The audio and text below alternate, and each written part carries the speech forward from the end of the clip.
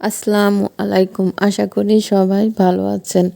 আজকে আমি একটি মজাদার সবজি খিচুড়ি রান্না করব। শীত এসেছে আর সবজি খিচুড়ি খাবো না তা হয় নাকি?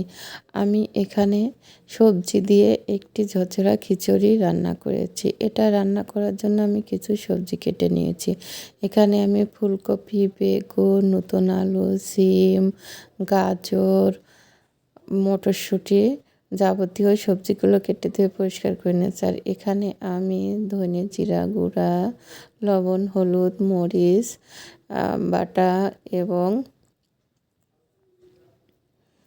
পেঁয়াজ রসুন বাটা যাবতীয় মশলাগুলো ওখানে পেস্ট করে নিয়েছি। আর এখানে আমি চাউলটাকে ধুয়ে পরিষ্কার করে নিয়েছি। এখানে আমি মুগ ডাল, কালার ডাল দিয়েছি, দিয়ে এটাকে ধুয়ে পরিষ্কার করে পানি ঝরাতে দিয়েছি। এবার আমি একটি পাত্রে তেল দিয়ে এটা চুলাতে বসিয়ে দিব, দিয়ে মশলাটাকে ঢেলে দিব, দিয়ে মশলাটা কিছুক্ষণ কষিয়ে নেব। মশলাটা কষানো হয়ে গেলে সবজিটা দিয়ে দিব। সবজিটা দিয়ে কিছুক্ষণ নাড়াচাড়া করে এটাকে ভালো করে মিশিয়ে নিব। মিশিয়ে নিয়ে একটি ঢাকনা দিয়ে একটু সিদ্ধ হবার জন্য ঢেকে দিব।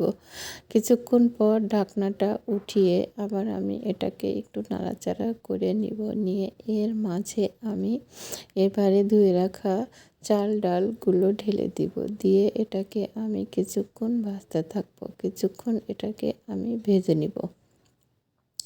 এক পর্যায়ে এটা যখন ভাজা হয়ে যাবে তখন আমি এর মাঝে পরিমাণ মতো পানি দিয়ে দিব। চাউলটা আমার প্রায় ভাজা হয়ে গেছে।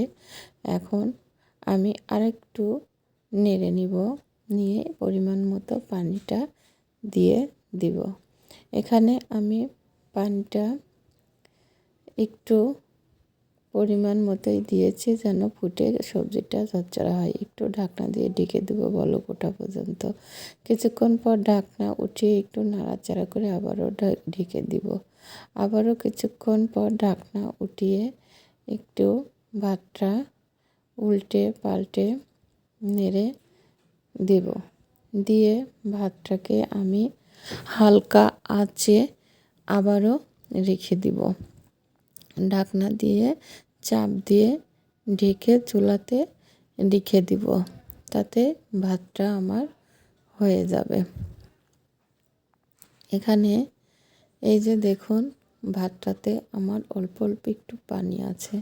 আমি ঢাকনা দিয়ে এটা ঢেকে দিলাম। ঢেকে দিয়ে কিছুক্ষণ পর এটাকে আমি নামিয়ে নিব।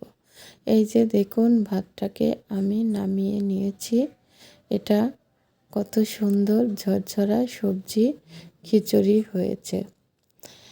সবজি খিচুড়িটা ভালো লাগলে সবাই লাইক, কমেন্ট, শেয়ার করবেন। ধন্যবাদ সবাইকে। আল্লাহ হাফেজ।